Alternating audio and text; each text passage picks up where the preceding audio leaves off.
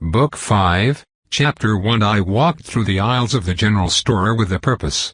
I was making a mental shopping list. The shelves were stacked with a meager supply of canned goods as well as all the staples that you might expect, such as flour and salt. Did we need kidney beans? Did we need beets? Did anyone need beets? The refrigerated section was even less impressive, but it had eggs and milk and bacon. What more could we ask for? As I rounded the corner of the aisle, I came across Dinah. She was doing much the same as I was.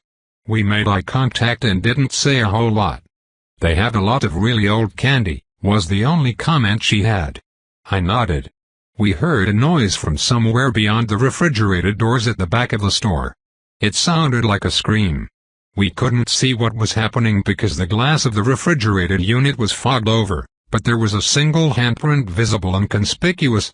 As long as we didn't open the door, we were safe. As long as we didn't eat from the cracked glass container of pig's feet and the creature that infected them on aisle 3, we were safe. As long as we didn't steal from the store, we were safe. As long as we didn't. And the list went on. "You need help finding anything, you just let me know," Corduroy Patcher called from the front of the store. He was an older, rotund man with blue eyes and pupils like little dots. He watched us every step we took. His words were friendly, but his tone was not. He was the proprietor and sole employee from what I could tell. "We don't have much as you might be used to back in the big city, but we got plenty.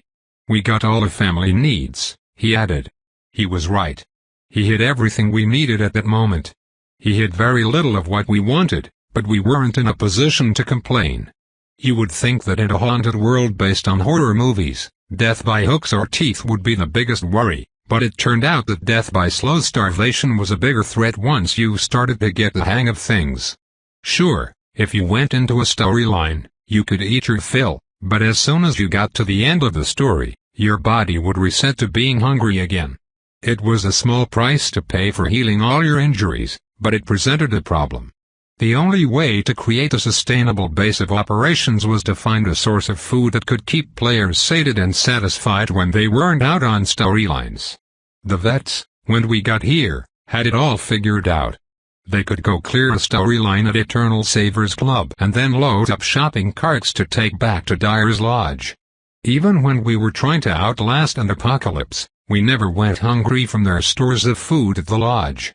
But we were not high-level enough to clear the storyline at Eternal Savers Club, so we had to find somewhere else to shop. Our money was running low. We needed a storyline that ended with a scene that we could pillage and loot for food. Before I actually had the responsibility of making it happen, I thought it would be easy. Practically every storyline had food accessible, and some of them had really good food, but that wasn't enough.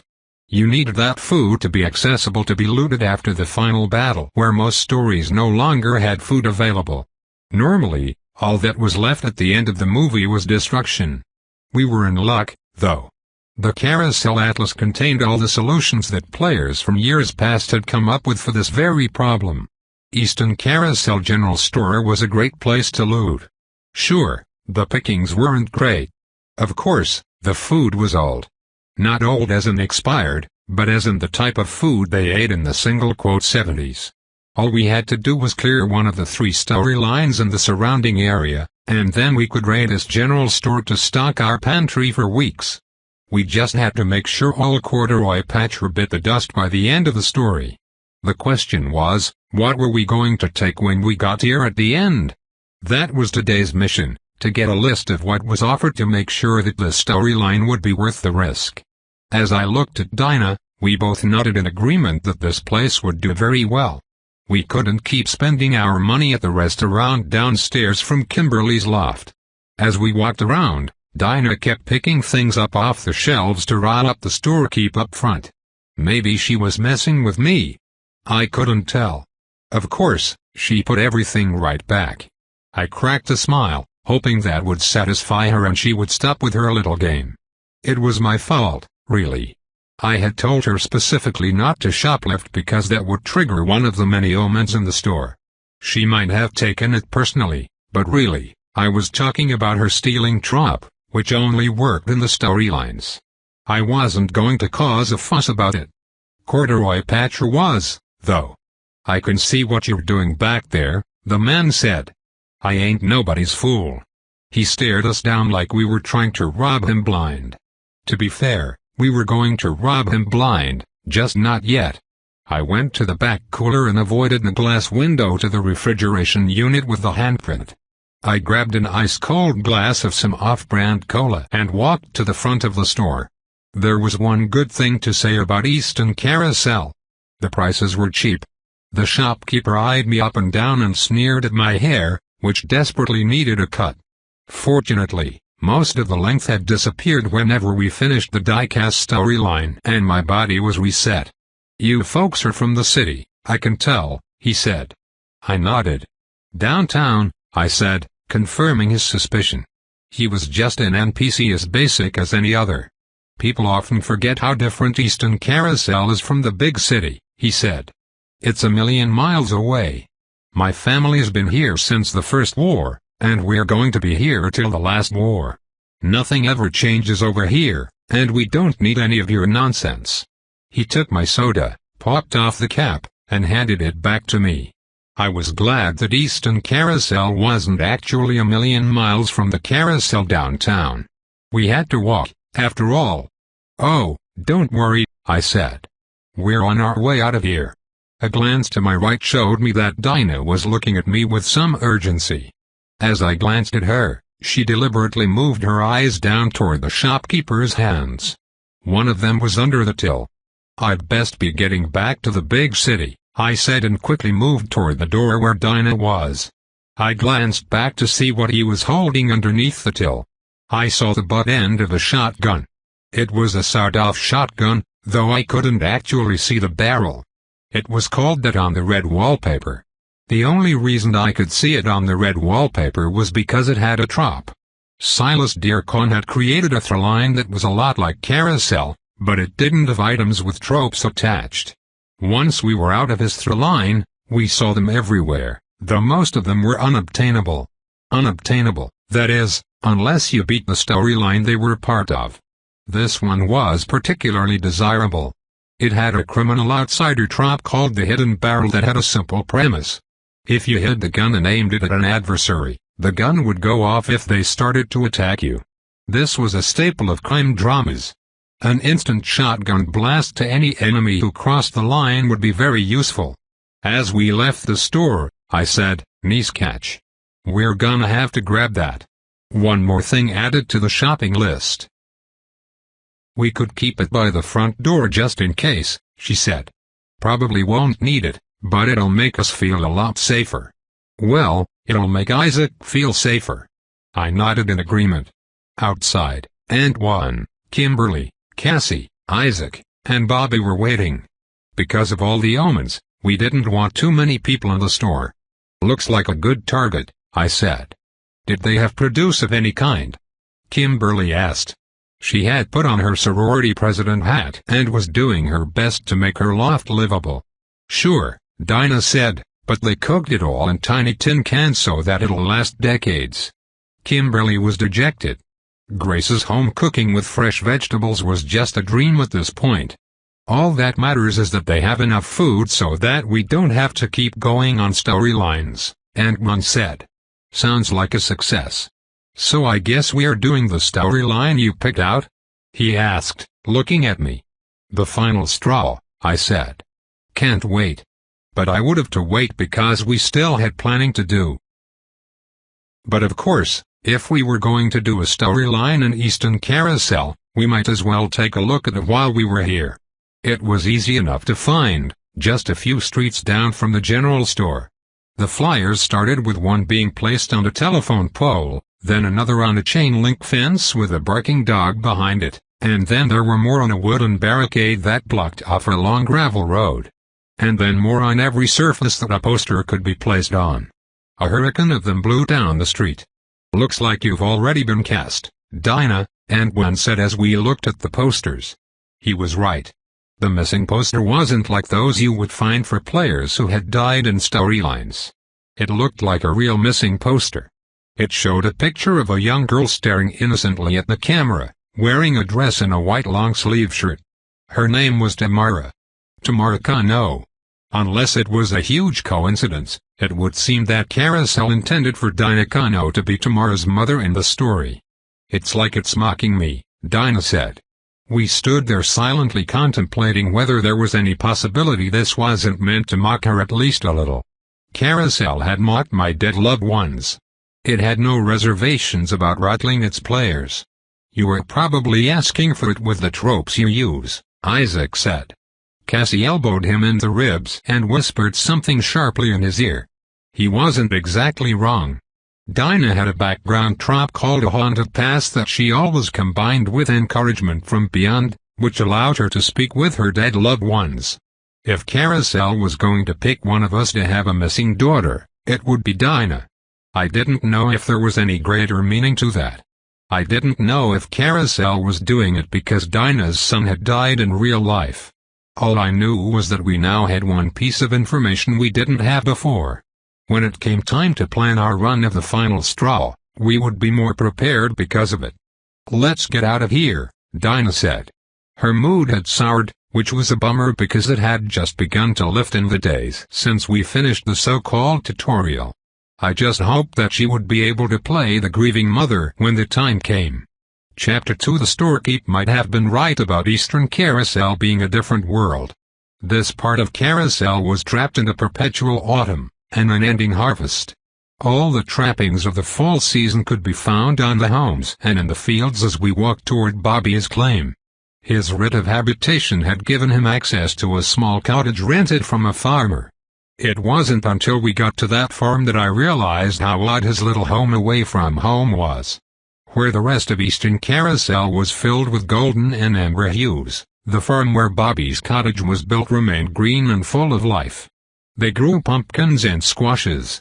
They were still harvesting melons and tomatoes. The pumpkins were the size of wagon wheels, and the squashes were the size of pumpkins. The tomatoes were just normal size, but they still looked delicious. The main house on the property had a wrap-around porch. On that porch, an NPC sat with a shotgun leaned up against his rocking chair as he whittled a piece of wood, not into some piece of woodland art but just whittled it smaller. There was a post on the fence with a simple sign that said, "In Eastern Carousel, old ones roam, pines whisper, sheaves dream, moon quilts fields, river sings, ancient songs breathe here." "I think my grandma had a quilt with that on it," Isaac said to a reply of chuckles. There was an odd feeling in the air, an aura, but not a depressing aura like that of the unknowable host. It was still an ancient feeling. I wondered to myself if it was my psychic background trop that was giving me these insights, but the others felt something, too, which they would later report, if not as profound. In a magical place like Carousel, this place was still special. We couldn't wait to get Bobby's things and get out of there.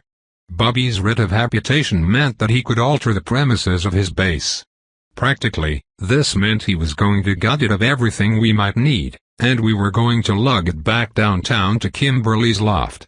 Bobby's gaggle of dogs would follow him wherever he went, so they weren't much trouble. But the barrel of dog food needed to be wheeled out of there on a hand truck, which was luckily included in the property. Bobby's bedding and all of the toiletries and dining accoutrements were also packed up for us to take. "I'm sorry I tried to have it ready to go, but there's just so much," Bobby said as I looked around the room. I wasn't sure what he was talking about. The place was as bare bones as Kimberly's, but it did have some touches of home. Kimberly was not happy with the style of Bobby's throw pillows and curtains, but she didn't complain. We weren't shopping at IKEA. The place was smaller on the inside than Kimberly's loft, but it had a lot of land where we could have grown a garden under the mystical haze that this property seemed to exude. There was plenty of room for the dogs to run. The cottage itself wasn't in great shape and would need repairs. We weren't going to worry about it. Sticking together was more important. Everybody was carrying as much as they could as we walked back toward the downtown, down the dirt road that Bobby's base had been on. The NPC on the wrap-around porch watched us as we went but said nothing. "We're not going to be bringing anything from the prison, are we?" Isaac asked. His writ of habitation had given him access to the historical jailhouse. Everything there was bolted down, but if we needed to during our brief moment of having access to it, we could take some of the reinforcements and metal grating to help secure the loft. That wasn't on our minds at the time. "I thought you were staying in the jail," Ant-Man said. "Don't you have to finish your sentence?" "Ha ha. My life sentence ended when I died there," Isaac said. The banter continued back and forth, but I mostly focused on watching for omens and getting us back to our new home. It was well past midnight when the knocking started. Each of us exited our rooms and entered the central loft, one at a time. Cassie was still wrapped in her threadbare blanket, and the rest of us wore whatever we slept in. We said nothing. We stared at each other, sullenly understanding what our lives would be like at the loft. "Please," the man on the other side of the door pleaded. "Please, I need help. Please open up." He was crying and screaming and banging on the front door of Kimberly's loft apartment. None of us dared say a word. Kimberly stood wrapped in Antoine's arms. His baseball bat was in his hand. He was ready to strike at whatever lay on the other side of the door. I gestured to the others to be quiet as I inched closer to the door. I was shirtless but wearing pants and my hoodie. I had to because my blanket was too small for a grown man. I took a deep breath as I approached. I put my eye up to the peephole. The man on the other side of the door was named Edwin Morales. I didn't need the red wallpaper to see that. He was a bartender at Green Matter downstairs. He was a nice enough guy. He wore a lot of hair gel to spike up his mid-2000s hairdo. We had gotten to know him over the past few days as we spent our money downstairs at the bar and restaurant. He asked us questions about our lives and our families. He was nice. Was this why? Had he been nice to us to make tonight even harder on us? Edwin's rhinestone-fringed button-up shirt was ripped. "Kimberly!" he screamed from the other side. "It's Edwin. Please let me in. Please." Through the peephole, I could see that he was an omen. We had been expecting one soon, and we expected them to start ramping up. I could see how to trigger the omen. Letting him in, of course. But it wasn't phrased like that. Kimberly's writ of habitation made it so omens would leave if they were denied.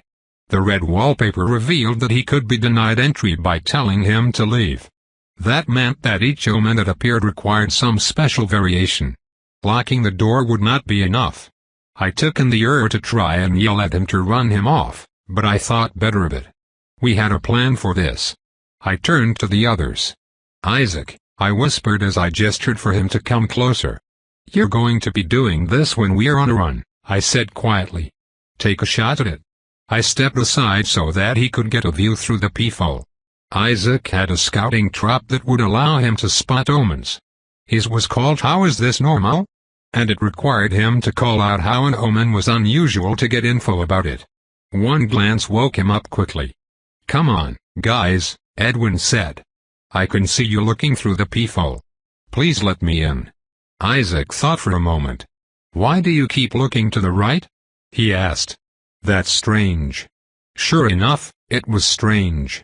Edwin had been looking at something or someone to the right of the door that we could not see. Moments later, I heard a shot from outside, followed by a body dropping. Someone had shot Edwin. "Let us in now, or I will make you regret it." Some man screamed from outside. "We're just looking for a good time," a woman's voice said in an exaggerated, sultry tone. Isaac looked back at us. "Did you see the omen?" I asked. Isaac nodded. "Kids' Games," he said. That was the title of the storyline the omen triggered. I nodded. "Go away!" I screamed. Antoine joined in with me. "You all had better get your asses out of here." Laughter echoed in the hallway for longer than should have been humanly possible. Then silence. After a moment, Isaac looked outside and said, "They are gone." But none of us really believed that. We stayed ready for them to return all night, but they never did. "I am the master," Isaac said the next day. "I am the sentry on the top of the tower."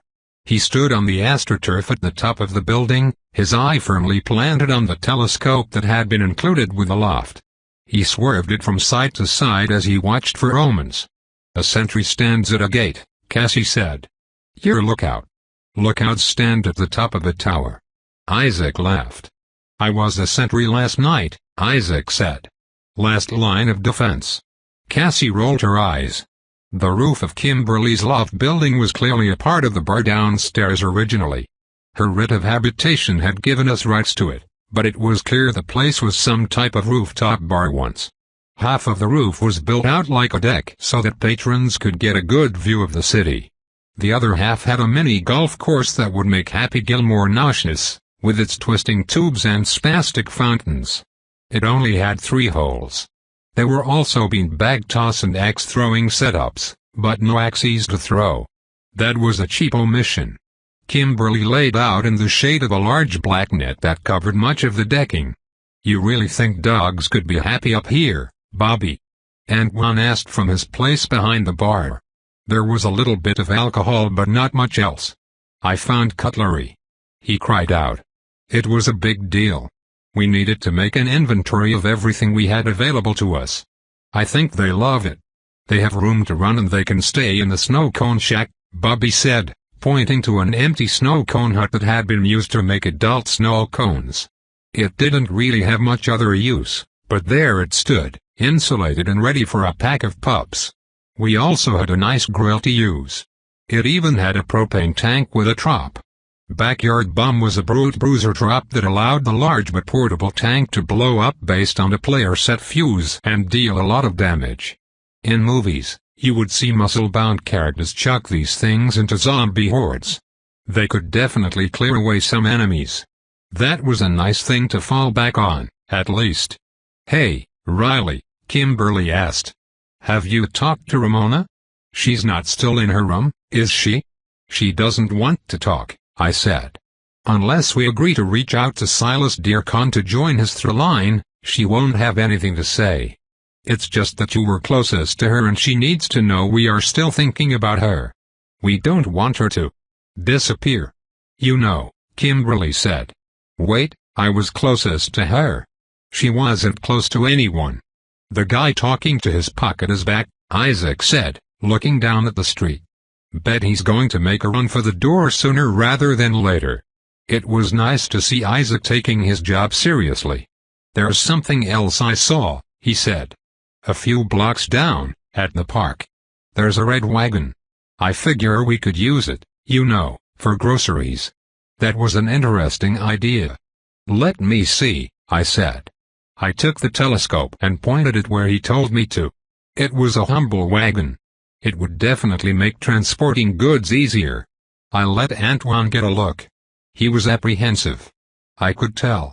We had a silent conversation. Can't do it, I said. Too much risk. Too close to stealing. Stealing was okay in storylines or in a place you have rights to like a base, but outside of them, it was a big no-no. The Atlas was clear about it. Steal to your heart's content between scenes or after the end, but don't take things otherwise. The vets even harped on us about that, and they were missing a lot of information. I did wish I didn't have to be so careful. That wagon could have been really helpful. Oh well. Chapter 3 Knock, knock, I said as I walked to Ramona's nook. She didn't have her own room but had cordoned off the end of a hallway and put a sleeping mat there. It would do for her. It even had a window. She was sleeping when I showed up. She looked up at me, her eyes still pleading, I thought. Go away, she said. I will, just came to check on you, I said. She rolled back over. This woman was in her late 20s. She must have been depressed to still be in bed. Everyone's on the roof, I said. It's a nice place to hang out. You should consider it. I was met with silence. She pulled a blanket over her head. I was struck with jealousy that she got a full-size blanket, while I got something half as big. That didn't matter right then. Look, I said. I don't know what you're going through. I really don't. Just know we're here if you need us. No answer. I turned to leave, but then I thought better of it and added, when it comes time for you to run a storyline, we will force you. Just a heads up. Better wrap your head around that now.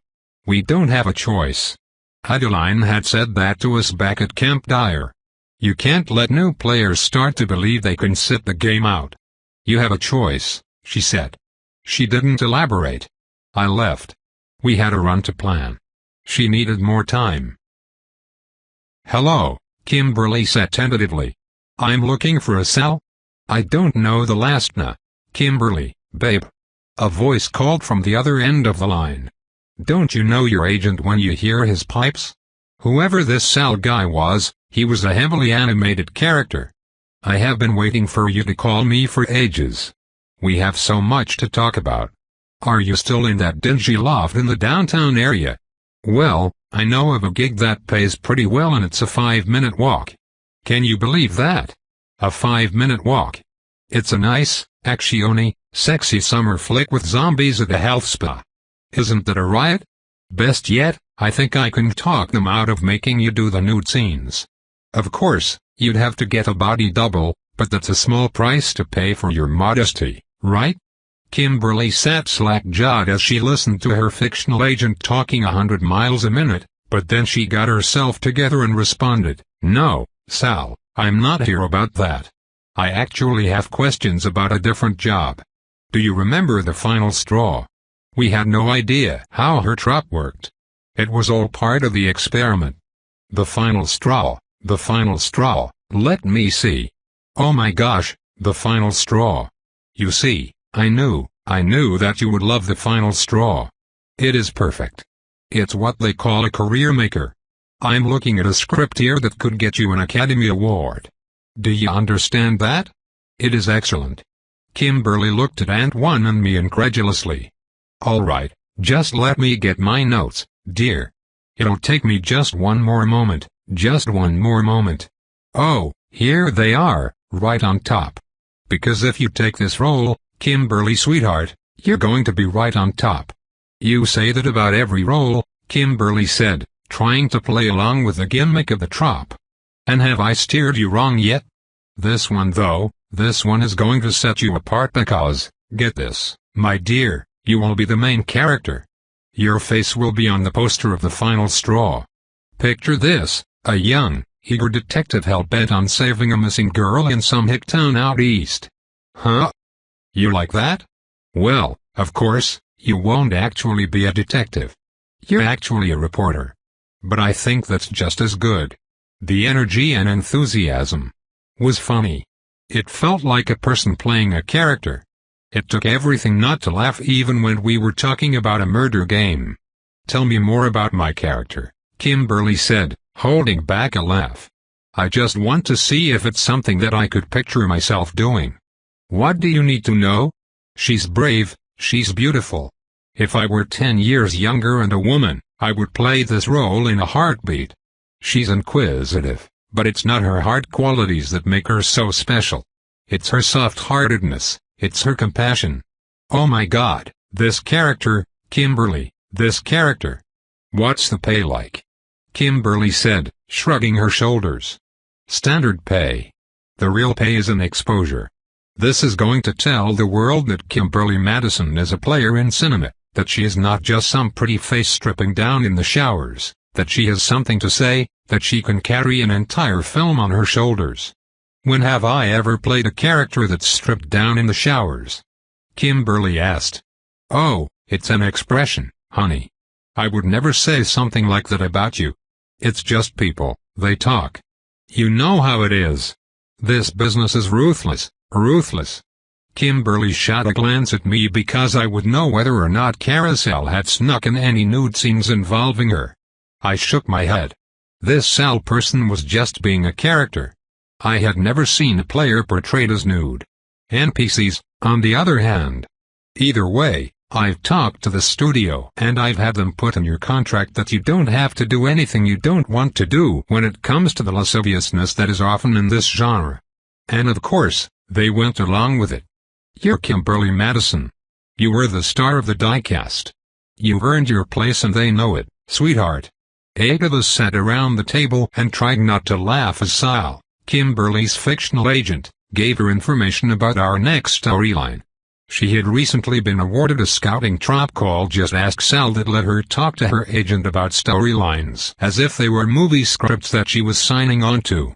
After all, that was the conceit of the celebrity aspect of the eye candy archetype, that the player was actually just an actor or celebrity signing on to a movie. That was where the celebrity got all of their abilities from. We had been researching the final straw with all of the resources we had available. The first and foremost place that we looked at was the Carousel Atlas. The entry read as follows: Title: The Final Straw. Omen: a trail of missing posters. A young girl is featured on them. When you walk too far down the trail, the story starts. Recommended archetypes for scouting: psychic, detective, sheriff. Insights not considered spoilers. 1. Psychic's charm forecast: the omen is available during daylight hours. 2. Psychic's harbinger: the closer you get to the truth, the more danger you will be in. 3. Athletes: I have practiced later, the storyline will take a few days. 4. Time loopers: time awareness, part of the story occurs in the past. 5. Outsiders: eyes on me, everything you do will be seen and spread around by the NPCs. An outsider or similar will be an important character. 6. Detectives: usual suspects, results unclear. Even the innocent parties act suspiciously. 7. Doctors: crime scene triage, no player deaths are necessary, but a total wipe is possible. 8.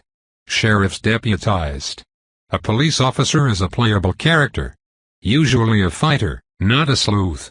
9. Sheriffs: the rumor mill, lots of gossip from the townsfolk. Some useful. 10. Detectives: the amateur detective, the film's main character will be an amateur detective. 11. Soldiers: weapons check, firearms are available, but don't expect them to solve your problems. The focus will be on melee, traps, and improvised weapons.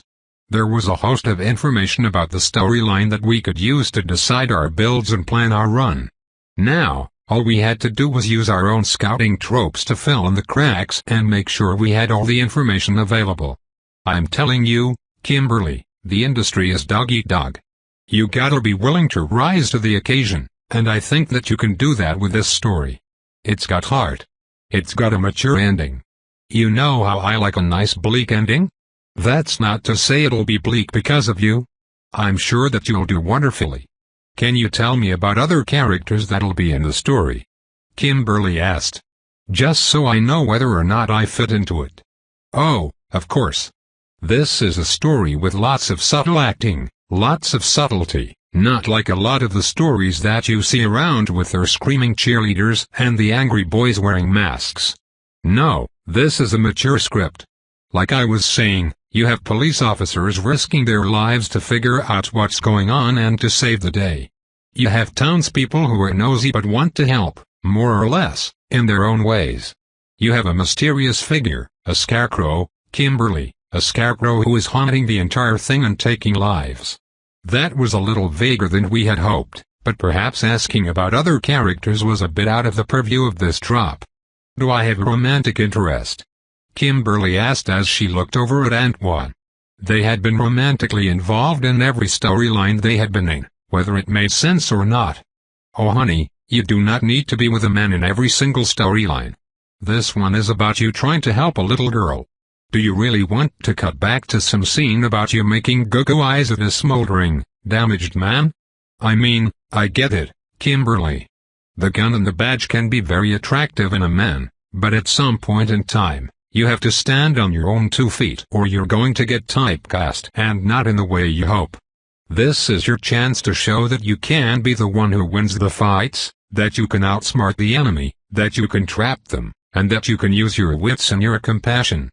Don't throw that away just so that you can be arm candy to some hunk. It was interesting, the words he used. Sal was telling Kimberly not to have a romantic fling with Antoine's character. Arm candy was one of Antoine's new tropes.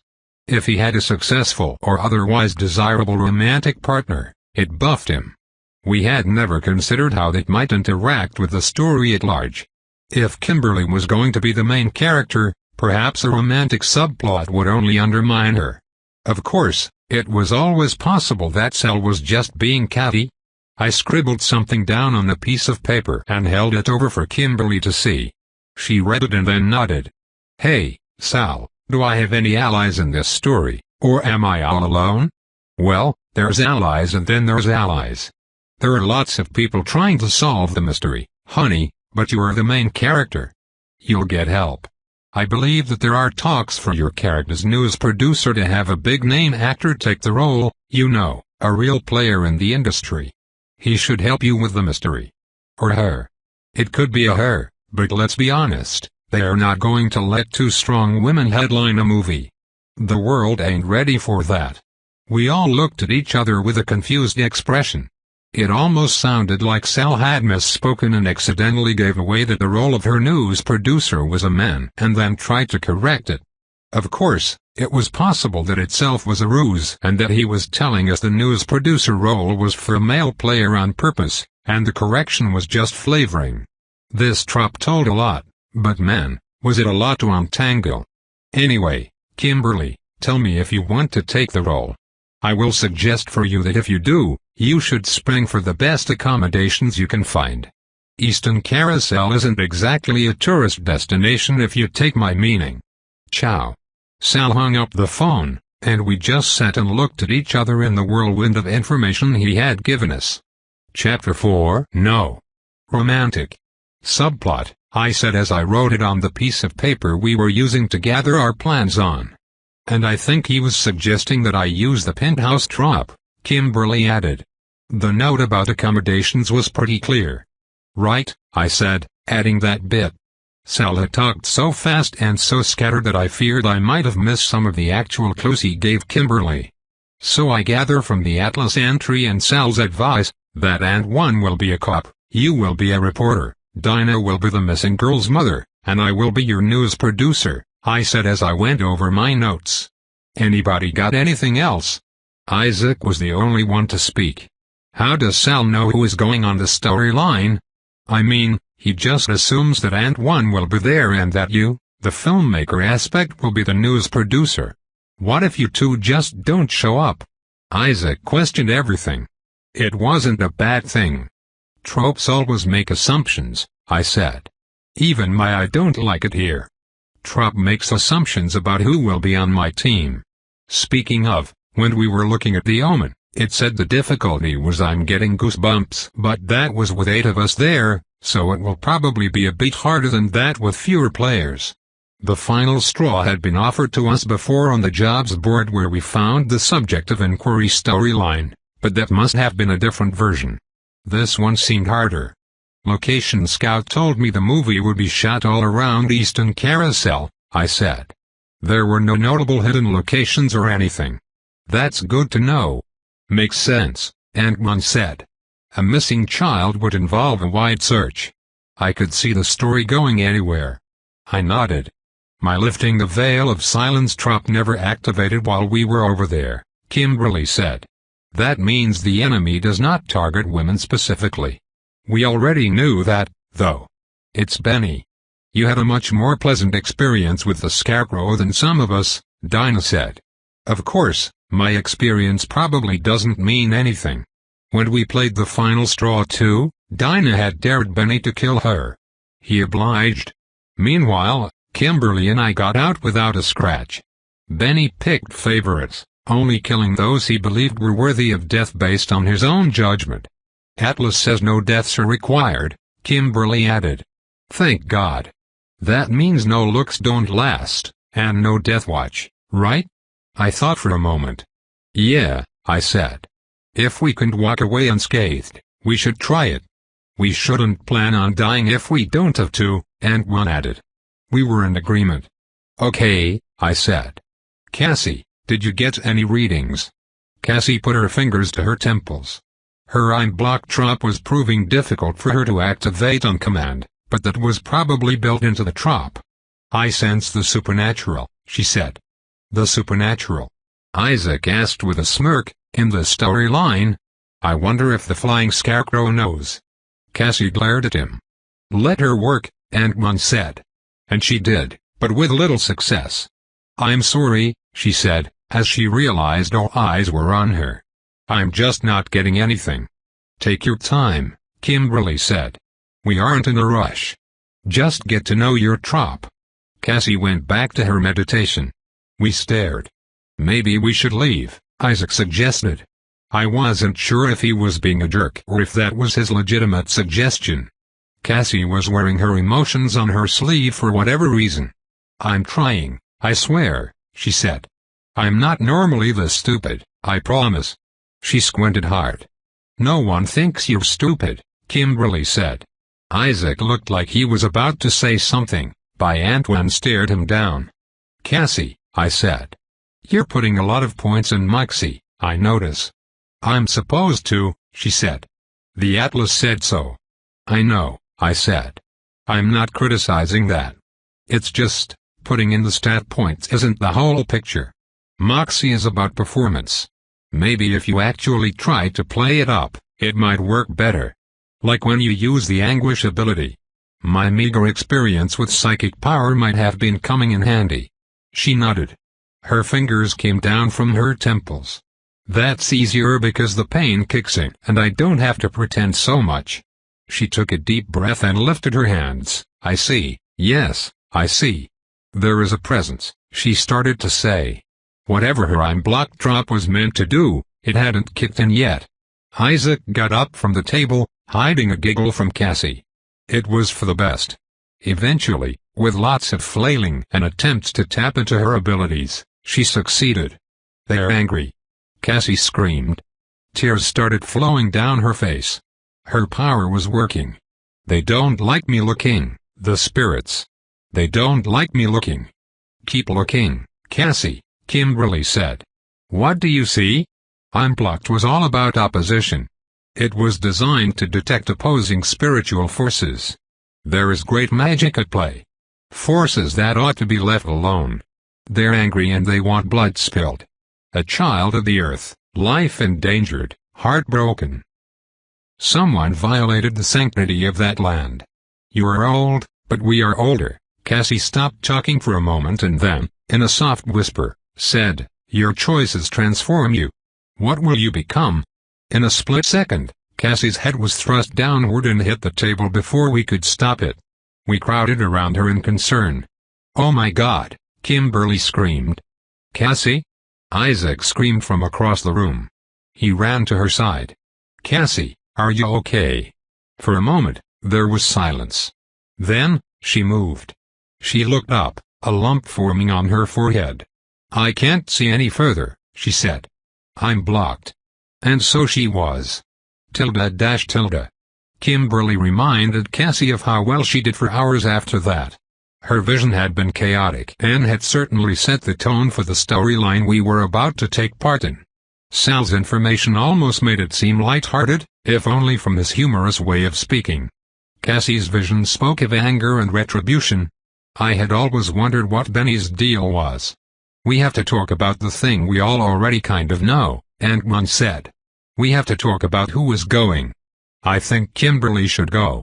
I know she's a bit of an odd choice. Isaac started. Before he could continue with his little joke, he said, look. It's got to be the highest level players. You already know your roles, right? We all knew he was right. I know that Kimberly, Antoine, Dinah, and I are going. I know, I said.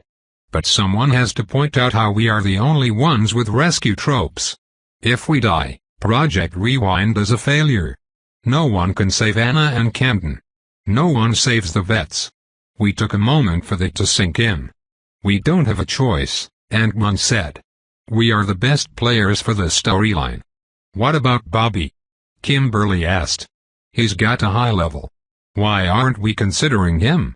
Ant-One and I looked at each other. We both knew. If we die, the lower level players need to have enough players for a team. We have 8 players. If we take 5 and die, then they're left with 3 players and are basically dead in the water. This storyline won't be easy, but no one has to die. It's our best shot. I nodded. 4 players to a run was on the light side, but it could be done. It had to be done until we rescued more players. The only question left, Ant-Man said, are what tropes we bring. Ant-One was not Kimberly's leading man for this run, so he didn't need his romance-based tropes. No arm candy, no knight in shining armor. The Atlas and Sal himself had strongly implied that Antoine would be cast as a police officer. He took play it cool. Without Kimberly there to soothe him, using "you were having a nightmare." He would need a mental health trop to help him out. He was doing great lately. He told us everything was better than before and we didn't need to worry. My moxie was higher than his, so I knew he was hiding something, but still, he had come through before, so I trusted him. "I'm going to use my social trop," he added. "Everyone loves a winner should be nice for a cop." "Yeah," Kimberly said. "Should help with early interviews with NPCs." He also went with his basic buffs and melee tropes, as well as the playbook. Since he wasn't going to have as good of a reason to be with Kimberly, that trop would help him know when it was time for him to act from a distance. Kimberly tossed looks don't last, of course, and built around her scrunchy trop that let her turn moxie into other stats, like savvy or hustle. Her old standbys like convenient backstory and social awareness came along, as did the penthouse and breaking the veil of silence, which are useful in story abilities. "Everything a leading lady needs," Antoine said. He was trying not to be offended that he would not be a love interest in this story. Kimberly blushed. Dinah equipped out-of-town cousin to help tie her to the action of the story and kept her background set up, which was ideal for this plot. She kept guarded personality and an outsider's perspective, though I wasn't sure she actually needed it. No return address was added to the rotation in place of pen pal, just to change things up. This was a multi-day storyline, so she thought it would work well. She debated bringing her growing collection of criminal tropes, but I wasn't sure whether they would come into play. Ultimately, it was her decision. I brought Oblivious Bystander, to no one's surprise. I also brought my background trop. My grandmother had the gift, which would be useful in a supernatural storyline and allow me to equip my detective trop. He has a tell.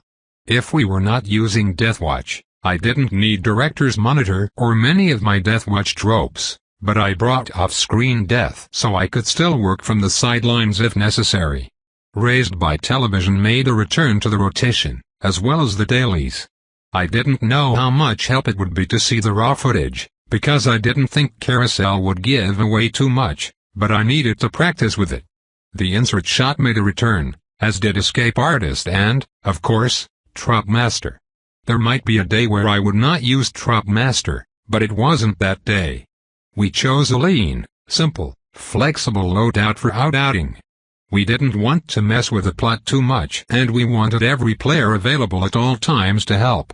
One of us would also have to bring in Bobby's Craft Services or the Real Heroes trop to maximize our gains when we were searching for food. We were as ready as we were ever going to be. "How's my favorite table doing?" Edwin, the bartender, said as we got the nice corner table down at Green Matter for one last meal before we hit the road. Kimberly told him we were doing great. He gave us menus and said our server would be there soon. If he remembered being shot in the head a couple of days earlier, he didn't act like it. The senior Dr. Halley had told me NPCs only remember what made them better at their jobs, which was ironic given that he clearly didn't remember a lot. Edwin, with his sequin shirt and chipper attitude, didn't need a memory of a gruesome murder.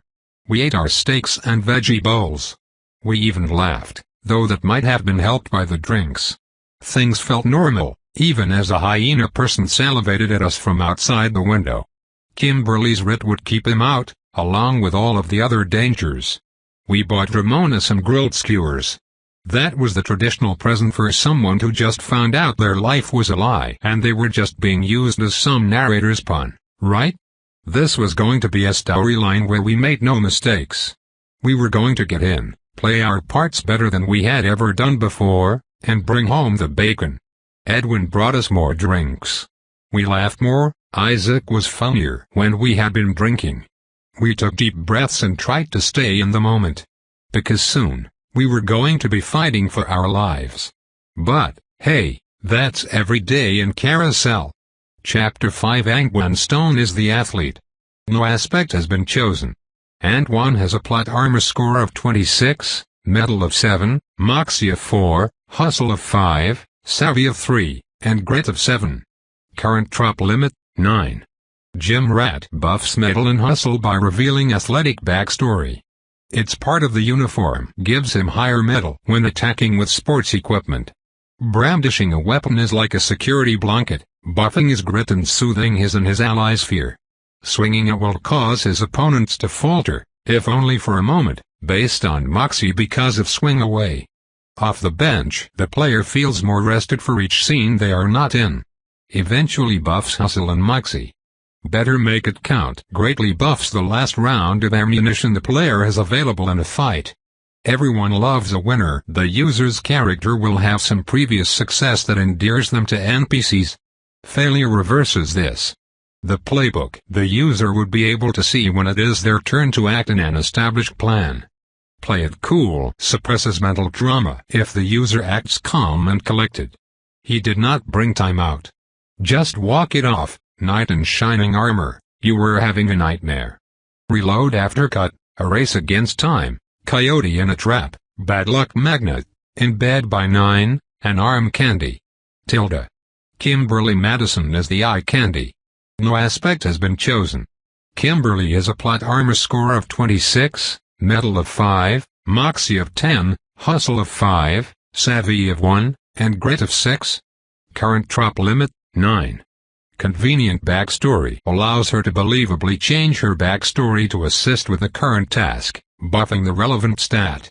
Social awareness allows her to see the moxie stat of all enemies and NPCs and intuit relationship dynamics. When in Rome, buffs her grit until rebirth if her performance matches the tone of the movie. Does anyone have a scrunchie? Allows her to shift moxie's points into another stat by putting her hair up. Carousel Academy Awards buffs her moxie based on the quality of her performance in the previous storyline. Breaking the veil of silence, the user will get warnings from knowledgeable NPCs. Outside of storylines, NPCs will warn of dangers to women and hint at storyline rewards. The penthouse, the character will get the nicest, safest accommodations in a multi-day storyline. Contract negotiations, the user will get a buff to an improvisation after discussing an improvisation with Carousel. She is borrowing Bobby's craft services are the real heroes, which ensures there is edible food and water on set during the storyline in hopes it will boost their bounty when looting food after the storyline. Tilde. Dinah Kano is the outsider. No aspect has been chosen. Dinah has a plot armor score of 21, metal of 3, moxie of 3, hustle of 5, savvy of 3, and grit of 7. Current drop limit, 8. Guarded personality resists all insight abilities. An outsider's perspective alerts her to new, out-of-place, or unusual information. A haunted past, a background drop that gives her character some past trauma that haunts her and gives her access to various tropes. Encouragement from beyond soothes her when stressed, scared, or in pain and may provide useful information in the form of communication from the beyond. They fell off allows her to quickly get out of handcuffs and similar restraints. Light fingers buffs the player's attempts at stealing items from the set. Savvy Safecracker tells the character how long it will take to pick a lock of some kind. Buffs hustle in the attempt. No return address gives the user insight from anonymous letters and allows them to send similar letters to allies. Out-of-town cousin makes the user's character related to important NPCs and gives them perks and insight based on that. Tilde. Riley Lawrence is the film buff. His aspect is filmmaker. Filmmaker. The filmmaker has a comprehensive understanding of the filmmaking process. They can manipulate the game environment effectively, altering the game's dynamics in subtle but impactful ways. Their abilities are a mixture of meta-insight and meta-rule tropes. They have higher hustle, reflecting their ability to stay out of the way, stay alive, and remain unseen as they manipulate meta-movie elements. Riley has a plot armor score of 28, metal of 3, moxie of 7, hustle of 7, savvy of 7, and grit of 4. Current drop limit, 9. Trop Master grants him the ability to perceive enemy tropes, but at the cost of sacrificing half of his plot armor. As an oblivious bystander, Riley remains untargeted by enemies as he convincingly acts oblivious to their presence. Escape Artist buffs his hustle to help enact plausible escape plans. The insert shot makes allies aware of an object the player chooses. The object will be shown to the audience and its use will be buffed in the finale. My grandmother had the gift. A background drop that gives Riley's character some ambiguous connection to the gift through his heritage. Cutaway death sends him off screen before the moment of his character's implied demise and allows him to exist behind the scenes written off if he survives the encounter. Raised by television buffs the user to do one big meaningful action if they establish their inspiration from film and television to establish it. What doesn't kill them makes them angry allows the user to antagonize the enemy into attacking and lowers their savvy. The dailies allows him to see a selection of raw footage from the day's shoot. He has a tell makes it so characters in the film will have a physical tell when they are stressed during interrogations. He did not bring director's monitor, flashback revelation, casting director, dead man working, cinema seer, coming to a theater near you, I don't like it here. Outliker light, location scout, the wrong reel, method to the madness, and cut. Tilde. The walk to Easton Carousel was a silent affair. I didn't think of it as a nervous silence. I thought we were focused, that we were determined. Kimberly, Antoine, Dinah, and I had all seen what serious teams looked like when they played the game at Carousel, and we knew that if we were going to survive, we would have to be one of those teams that could face incredible odds without flinching. As we started to near the road with all of the missing posters that would trigger the omen for the final storyline, Antoine started to speak. We're going to walk into this bravely, he said. We're gonna walk in like we're just doing our jobs. We are literally just here to pick up groceries and go home. Whatever happens in there, whatever we have to do, whatever we have to face, to us, it's just groceries. Now play the game, stay in character, and I'll see you at the end. We all nodded in agreement. I breathed deeply and tried to calm myself. I was the brains of the organization, and after the fiasco with the fake tutorial, I felt I had something to prove. As we walked closer, I unequipped my scouting trop. It was time. A few hundred feet further, the missing posters became more ubiquitous. They hung from every fence and mailbox. It almost reminded me of the scene from the Chronicles of Narnia where the children walk through the closet of fur coats until they end up in the forest in another world. But instead of fur coats, we had dreadful pictures of a girl gone missing. I didn't know whether we would find her alive. I tried not to think about it. 100 more feet still, we walked more slowly as we prepared for the omen to trigger. And suddenly, almost gutted, a voice cried out to my left.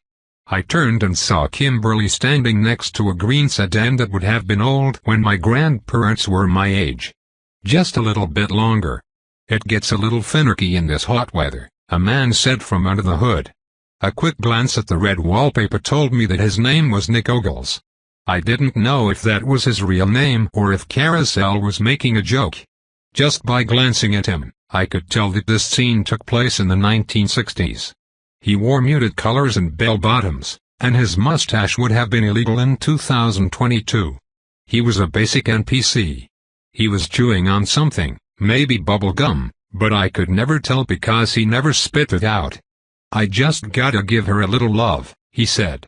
I'm telling you, the station should be paying to fix my car if I'm the one that has to transport us all the way out here to the middle of nowhere, Easton Carousel. I hear you, was all I said. Antoine and Dinah were gone. Kimberly was standing on the other side of the car.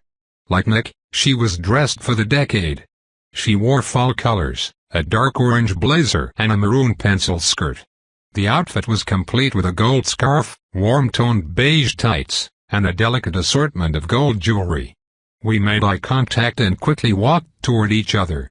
Did you raid your grandmother's closet? I asked with a grin. I know, isn't it so cute? She responded, fanning out her pencil skirt and admiring her many rings. At that moment, it occurred to me that I was probably dressed up too.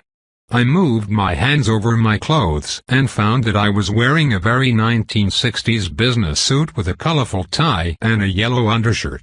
I was sweating like the Wicked Witch of the West. How did they survive in these fabrics? We were off-screen, so we had time to talk. We knew that Kimberly was playing a reporter in the storyline, so we had to figure out what exactly we were up to.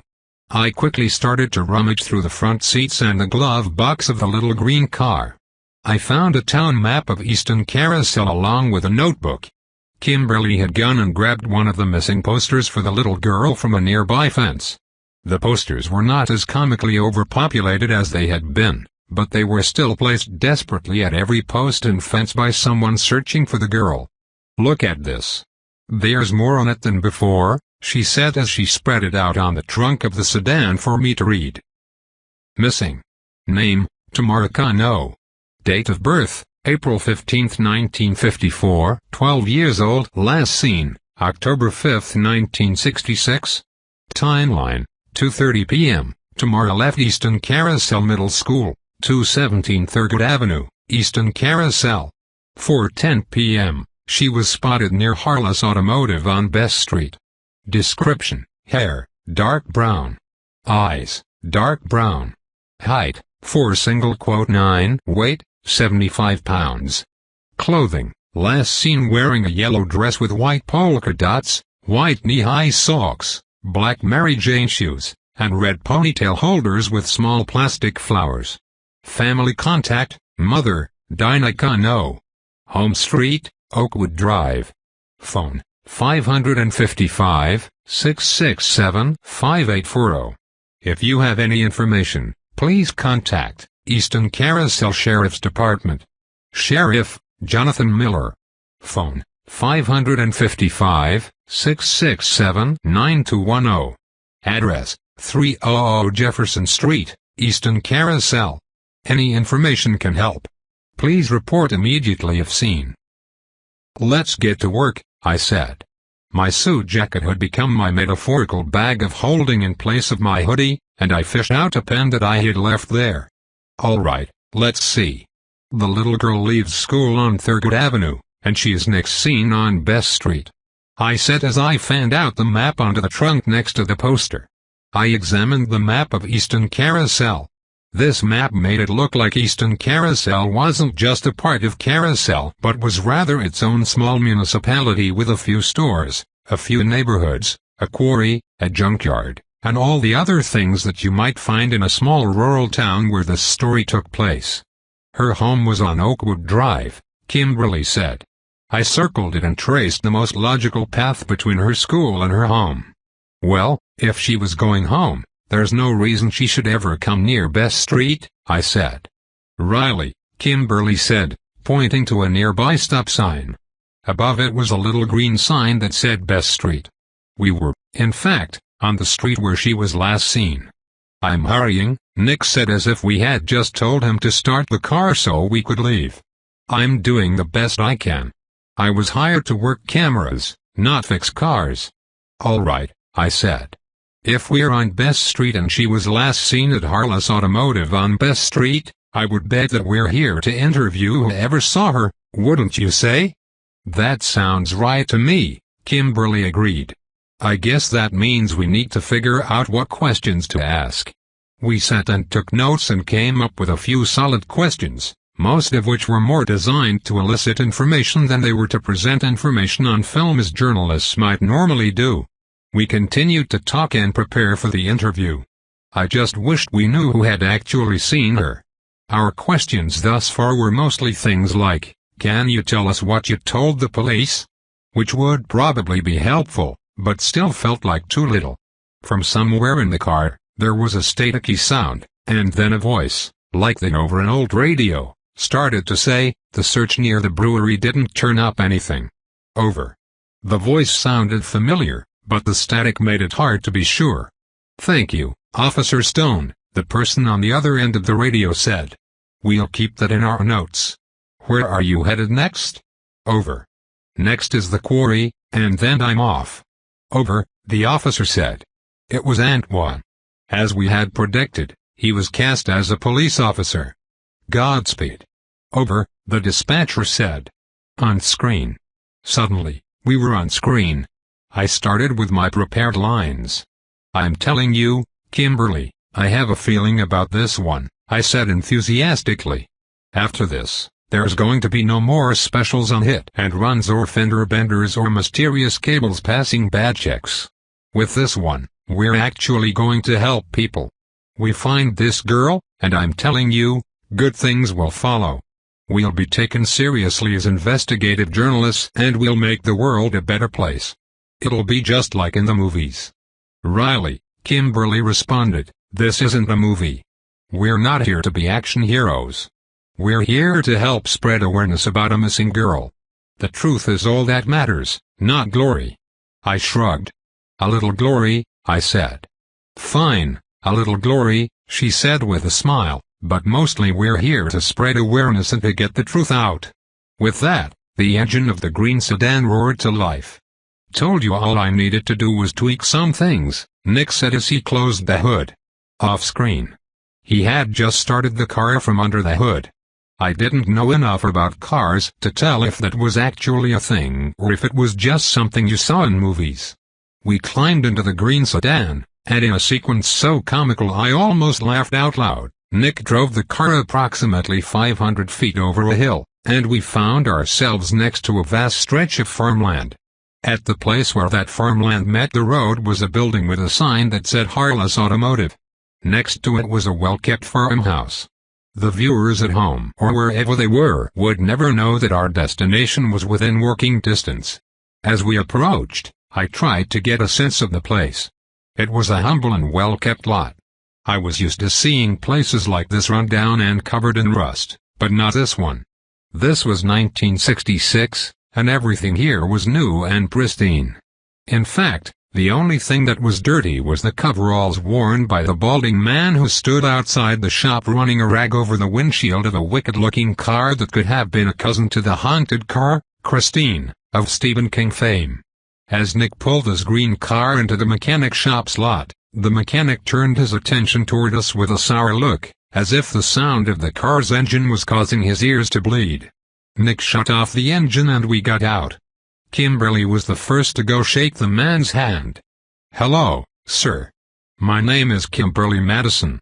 I'm a reporter with Carousel News 9, and I'm looking for the witness who saw Tamaracano last. The man stopped side-eyeing Nick's car long enough to express sympathy, saying, Yes, ma'am, that's me. It was me and my son who saw her. Nick strolled up behind us with a huge case that I soon learned contained a portable camera that looked just as much like one of Dr. Evil's space lasers as it did a piece of recording equipment. The camera even had finishing not so different from the cars in the lot. It was candy green with ivory trimmings, and it must have weighed 60 pounds if not more. Whoever's car that is really asking for trouble, the man in the grease-stained coveralls said. That car sounds like the oil hadn't been changed in at least a year, and if I'm not wrong, the transmission is having trouble. And there was something else.